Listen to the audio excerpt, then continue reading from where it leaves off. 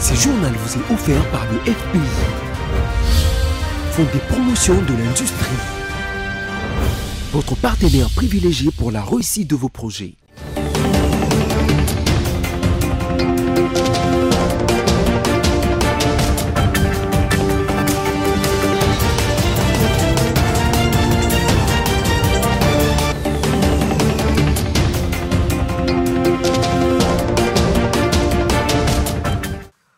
Un nouveau journal sur votre chaîne BIC Télévision. Mesdames, Messieurs, bonsoir. Voici les sommaires. L'Assemblée provinciale du Congo central a rejeté les démissions du président sortant Papi Matezolo et de son vice-président Joseph Nsalambi. Motif, les deux responsables avaient adressé leurs lettres au directeur de l'administration, une démarche jugée irrégulière. La province de Mai-Ndombe est secouée par une vive polémique opposant le vice-gouverneur sortant, Jacques Mbombaka, à l'actuel gouverneur Nkoso Kevani-Lebon. Les deux autorités s'accusent mutuellement de mauvaise gestion dans une série de correspondances qui circulent désormais dans l'espace public. Et puis au deuxième anniversaire du massacre le plus meurtrier de l'histoire d'Israël, le proche des victimes, 17 octobre 2023, ont observé une minute de silence ce mardi matin et négocient la libération des otages. Voilà tout pour les sommaires. Débutons ce journal en Provence. Le président de l'Assemblée provinciale du Congo central, Papi Matezolo, son vice-président Joseph Nsalambi et les rapporteurs Victor Ntwami ont démissionné respectivement le lundi 6 octobre et ce mardi 7 octobre 2025 sous la pression d'une motion de députés provinciaux qui les accusait de mauvaise gestion. Ces démissions ont malheureusement été rejetées par la plénière de ces jours. Suivez.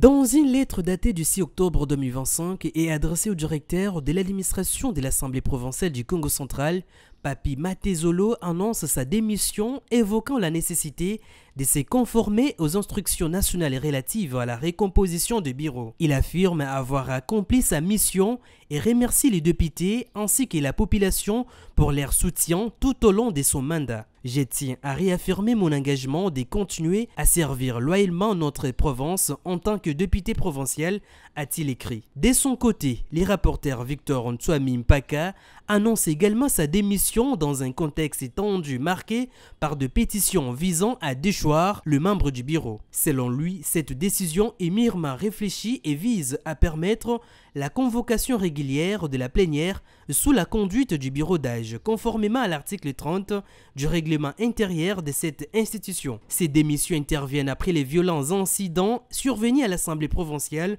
lors d'une plénière convoquée pour l'installation du bureau d'âge chargé de conduire l'examen de pétitions et d'organiser l'élection du nouveau bureau. Depuis plusieurs semaines, l'Assemblée provinciale du Congo central est devenue le théâtre d'une crise politique opposant le bureau sortant à une nouvelle majorité de députés pétitionnaires. Ces derniers accusent le président Papi Matezolo de mauvaise gestion et des blocages des initiatives parlementaires réclamant son départ. La tension a dégénéré le 6 octobre dernier en une bagarre en pleine plénière faisant plusieurs blessés et des dégâts matériels. Malgré les troubles, un bureau d'âge dirigé par Jean Landou a été installé pour assurer la continuité des travaux et préparer l'élection d'un nouveau bureau. Je voulais annoncer au sommaire de ce journal que dans une lettre adressée au vice-premier ministre, ministre de l'Intérieur, Jacques Chabani, Jacques Mbombaka dénonce ce qu'il appelle l'incapacité et l'incompétence légendaire du gouverneur de la province du Mai-Ndombe, Nkoso Kevani-Lebon. Il critique notamment la gestion d'un montant d'1 650 000 $ américains reçu en août 2024 de la société Era Congo, dont il estime qu'aucune retombée concrète n'a été observée sur les terrains. Dans sa lettre, le gouverneur contre-attaque en rappelant ce qu'il place dans le passé de l'ancien vice-gouverneur. Nkoso Kevani-Lebon affirme que les fonds alloués à la province sont gérés conformément aux prescrits de la loi en la matière et invite Jackson Mbombaka à s'y référer aux services compétents pour obtenir le précision nécessaire. Poursuivons ce journal. Le gouvernement congolais mise sur la sous-traitance pour booster l'industrialisation de la République démocratique du Congo. La première ministre Judith Suminwa Tuluka a présenté le lundi 6 octobre 2025 une initiative ambitieuse, celle de faire de la sous-traitance un levier stratégique pour stimuler l'industrialisation et valoriser les talents congolais. Suivez. Le gouvernement congolais fait de la sous-traitance un levier stratégique pour accélérer l'industrialisation du pays et favoriser les talents congolais. C'est à ces sujets que la première ministre congolaise, Judith Suminwa Tuluka, a reçu une délégation des principaux acteurs du secteur. Dans cette optique, l'autorité de la régulation de sous-traitance dans les secteurs privés, en partenariat avec Raobank, le Fonds de garantie de l'entrepreneuriat au Congo FOGEC et Réussir a lancé un programme national de financement des sous-traitants. C'est un programme que nous mettons en place où la Raobank va accorder des crédits à ses sous-traitants pour exécuter les marchés qu'ils auront. Ces crédits seront couverts par une garantie de FOGEC.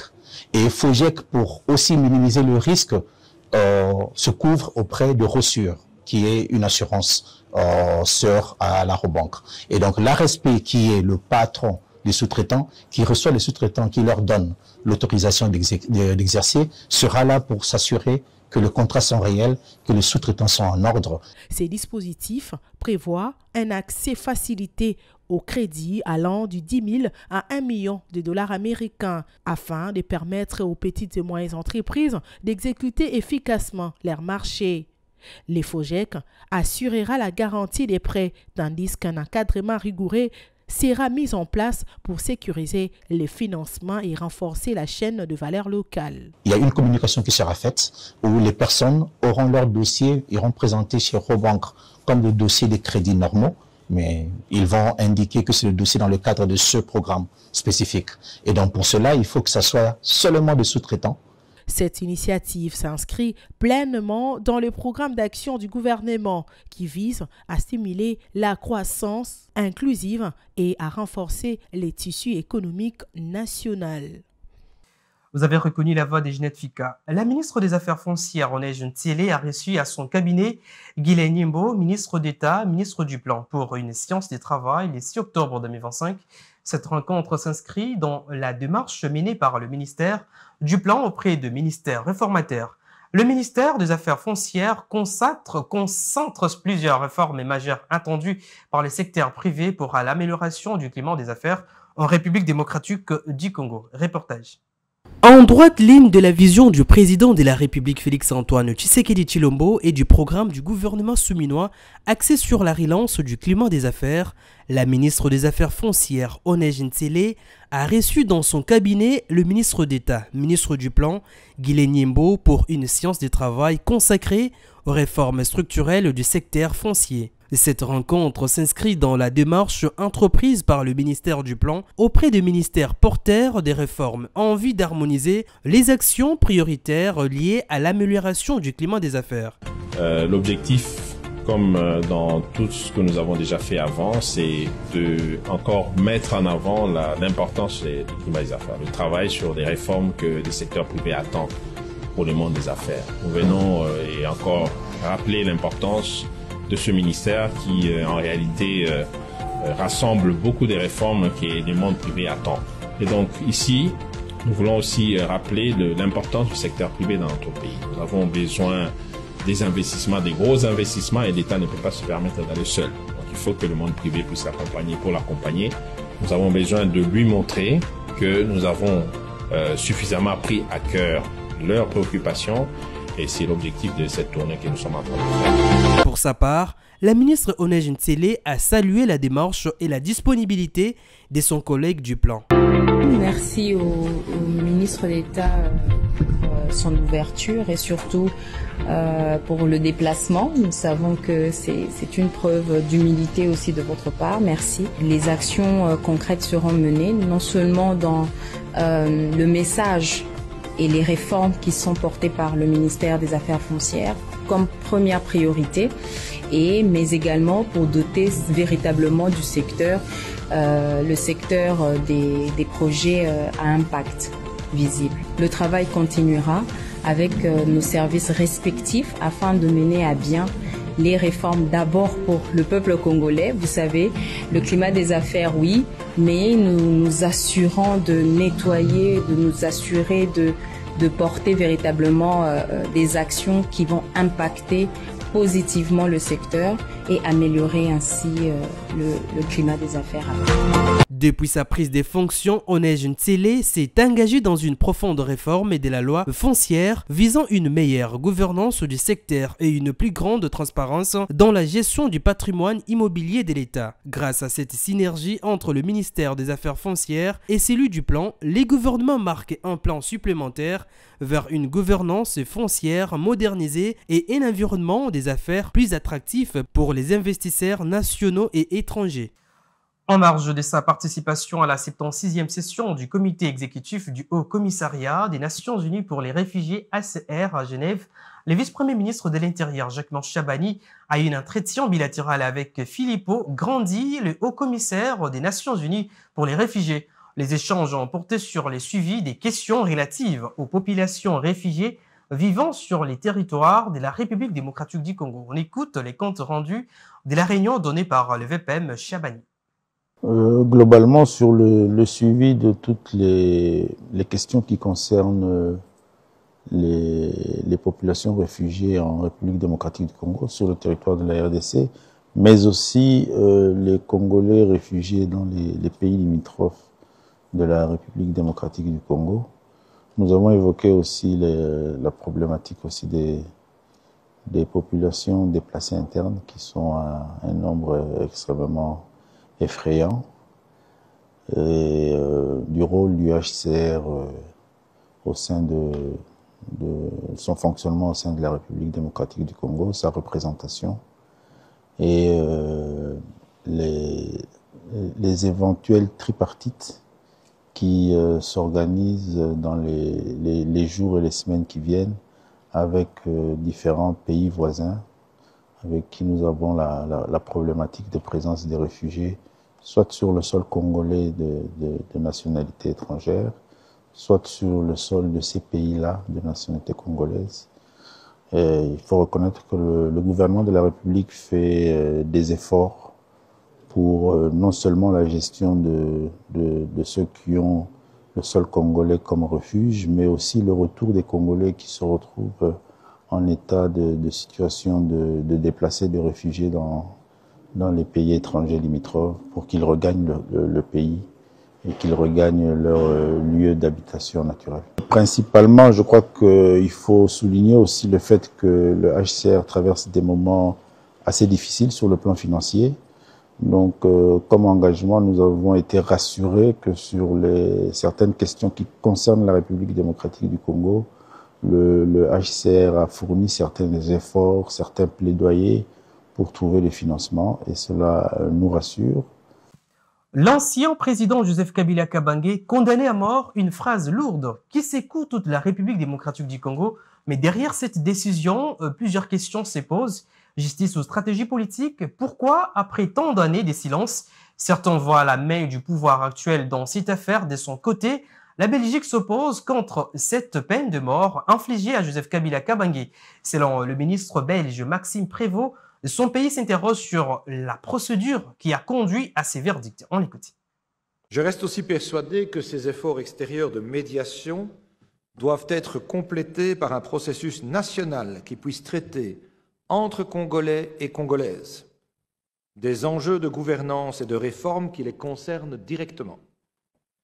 Ce serait une manière d'apaiser la scène intérieure et de renforcer la cohésion nationale dans une période où le pays fait face à des menaces internes et externes. Je l'ai à nouveau répété au président Tshisekedi, tout en lui demandant de considérer des mesures qui permettraient de décrisper l'atmosphère vis-à-vis de l'opposition républicaine, à l'égard de laquelle je continue d'entretenir des contacts pour essayer de favoriser ce dialogue national. Lorsque je vois le manque d'avancée sur le dialogue national porté par les églises, ou le résultat du procès contre l'ex-président Kabila, qui a été hier condamné à mort, à la suite d'un procès dont on peut s'interroger sur la qualité de la procédure, c'est un message que je devrais certainement rappeler. Par ailleurs, j'insisterai à nouveau sur le fait que la Belgique à de longue date, eu pour habitude de dénoncer la peine de mort et d'œuvrer sur la scène diplomatique internationale pour que la peine de mort ne soit plus jamais prononcée à l'égard de quiconque. Avec le président Tshisekedi, nous n'avons pas parlé directement d'éventuels crimes de génocide. Le gouverneur de la ville-province de Kinshasa, Daniel Bumba Lubaki, est attendu le 16 octobre 2025 à l'Assemblée provinciale pour répondre à une question orale avec débat initiée par le député Aubin Moukanu, élu de Mongafula. Cet élu souhaite obtenir de précisions sur plusieurs aspects de la gestion de la capitale congolaise Kinshasa. D'après sa correspondance adressée au gouverneur, la présidente intérimaire de l'Assemblée germaine Chinyama fixe la séance plénière à 10h au siège de l'institution. La question d'Aubin Moukanu, déposée le 30 septembre dernier, n'avait pas pu être examinée lors de la précédente session. Rendons-nous dans la province du Haut-Uélé où le ministre des Mines, Luatum Kabamba, qui est en mission des services, a procédé au démantèlement d'un réseau des ressortissants étrangers dans l'exploitation illégale de l'or. Dans les territoires de Ouasta, les auteurs ont été arrêtés sur place en présence du ministre et des autorités locales. La presse locale. Joli coup de filet dans les territoires de Ouacha. Le ministre national des Mines, son Excellence Louis Watum Kabamba, accompagné du gouverneur du Haut-Uélé, des députés nationaux et du Conseil provincial de sécurité, a conduit une opération de terrain ayant abouti au démantèlement d'un réseau des ressortissants chinois exploitant illicitement de l'or avec des engins lourds dans une concession située sur le permis minier appartenant à Kibali Gold Mine, au village Gatanga. Là où ça part, personne ne sait. Là, ils vendent, personne ne sait. Mais chaque jour, ils sont là à faire ça. Et les sites, comme vous le voyez ici, il y en a 10 dans le permis de Kibali. Il y en a 10. Ces exploitants illégaux opéraient sans titre minier ni autorisation légale de séjour pour exercer dans le secteur minier en violation manifeste du code minier et de son règlement. Sans autorisation et sans documents officiels, ils avaient installé leur propre route à l'insu de l'Office des routes et de l'OVD, des barrières empêchant tout contrôle de l'État sur ces sites clandestins. Des lourds engins creusaient le sol congolais jour et nuit dans une exploitation industrielle sauvage, sans paiement des taxes, sans respect de l'environnement et les Congolais considérés comme esclaves. Et voici des gens qui viennent de on ne sait où, sans aucun droit, sans rien du tout, construire même la route que nous venons de passer là. C'est une route dans la concession Kibali. Face à ce scandale, le ministre des Mines n'a pas tardé. Sur instruction directe, il a ordonné l'arrestation immédiate des auteurs de cette exploitation illégale, la saisie de tous les engins et matériels utilisés illégalement par les ressortissants interpellés, l'arrêt total de l'activité sur les sites concernés. On est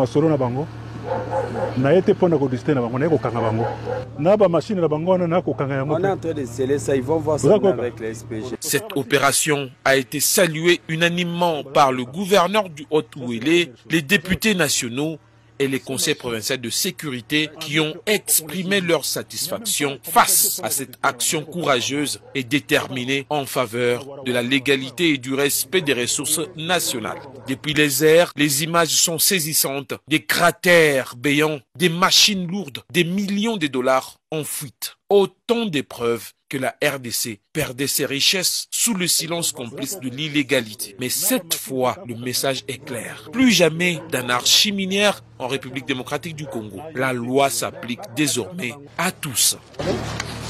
La capitale congolaise s'apprête à accueillir le 8 octobre 2025 la 10e édition du Forum Expo Béton, un événement devenu incontournable dans les secteurs des infrastructures, de l'énergie et de la construction en République démocratique du Congo.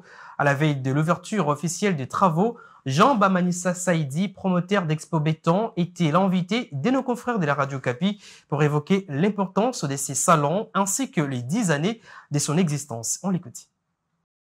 Nous avons accumulé une bonne expérience. Nous sommes partis de 2016 à la première édition et avec toujours cette recherche de la normalisation, de la standardisation et du respect des règles dans le domaine de la construction. Nous avons constaté que les règles ne sont pas établies tant pour les travaux publics que pour les bâtiments. Vous voyez aujourd'hui les conséquences malheureuses qui ne font que s'accumuler de non seulement nos ouvrages, mais aussi nos villes qui sont en train d'être construites en désordre. Donc c'est un chaos urbanistique.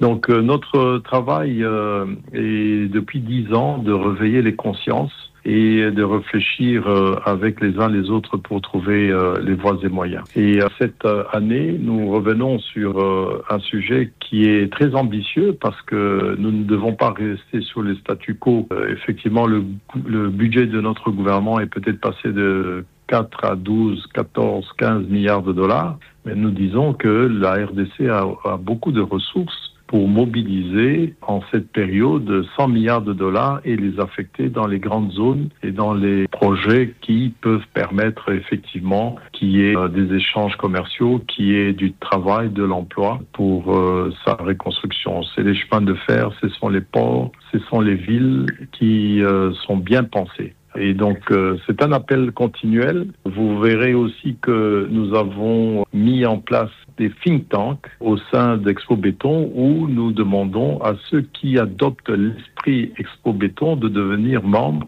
et de s'organiser dans leur milieu. Think tank, infrastructure et travaux publics, construction des bâtiments, aménagement du territoire et urbanisation. On va parler du Grand Est, Nord Kivu, Sud Kivu, Maniema, Tanganyika. Les problèmes qui se posent là-bas, c'est l'interconnectivité rurale, les problèmes de l'énergie, le commerce transfrontalier. Et nous allons parler aussi avant cela de la reconstruction qui doit être faite. Quelles sont les leçons de reconstruction post-conflit dans certains autres pays, parce que nous avons besoin d'un genre de plan Marshall pour notre pays. Et nous avons le PNSD qui est le Programme national de stabilisation et de développement. Et nous aurons l'occasion d'écouter des hautes personnalités venant de la Corée du Sud, des États-Unis et d'autres pays, l'Éthiopie, l'Angola, etc., pour nous dire un peu comment ils ont mis aussi en place, après les événements chez eux, un système se développer. Et nous allons parler beaucoup de la formation professionnelle.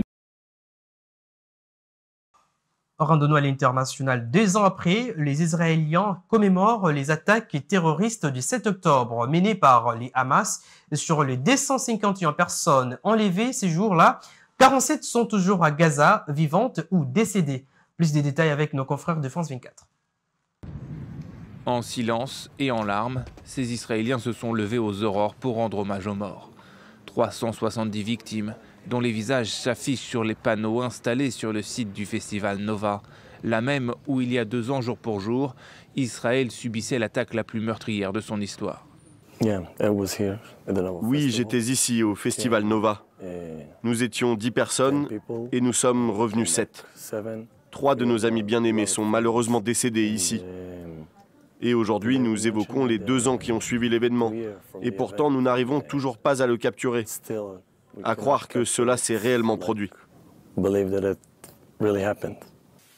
D'autres cérémonies se sont déroulées dans les kibboutz et les villages attaqués le matin du 7 octobre 2023, comme ici à Kfar Aza. À Tel Aviv, 1 minute de silence a été respectée. Les proches des victimes espèrent que la guerre prendra bientôt fin. Aujourd'hui, le 7 octobre, 2 ans après, il y a une opportunité. Nous sommes debout ici, avec un grand espoir, mais aussi beaucoup de crainte. Nous soutenons chaque personne qui fait avancer cette opportunité, cet accord, qui mettra fin à la souffrance. Au total, 1219 personnes ont trouvé la mort ce jour-là, en majorité des civils, et 251 autres ont été enlevés. 2 ans après, 47 otages sont toujours aux mains du Hamas, dont 25 sont morts selon l'armée. Les familles des victimes ont également prévu de se rassembler ce soir à Tel Aviv, sur l'emblématique place des otages, épicentre de la mobilisation pour leur libération. Le but, accentuer la pression sur le gouvernement pour parvenir enfin à la fin des hostilités. Les cérémonies mémorielles officielles sont, elles, prévues le 16 octobre, à l'issue des fêtes juives de Sukkot. Ce journal touche à sa fin avant tous les rappels des principaux titres. Vous l'avez suivi dans ce journal, l'Assemblée provinciale du Congo central a rejeté les démissions du président sortant Papi Matezolo et de son vice-président Joseph Ntsalambi, motif, le deux responsables avaient adressé leur lettre au directeur de l'administration, une démarche jugée irrégulière. La province du Mai-Ndombe est secouée par une vive polémique opposant le vice-gouverneur sortant Diax Mbombaka à l'actuel gouverneur Kosso Kevani Lebon. Les deux autorités s'accusent mutuellement de mauvaise gestion dans une série de correspondances qui circulent désormais dans l'espace public. Au 10e anniversaire du massacre le plus meurtrier de l'histoire d'Israël, les proches des victimes du 7 octobre 2023 ont observé une minute de silence ce mardi matin et négocient la libération des otages. Ce journal est complètement terminé. Merci de nous avoir suivis. Bonne suite des programmes sur votre chaîne BC Télévision. Retrouvez Ginette Fika demain à la présentation.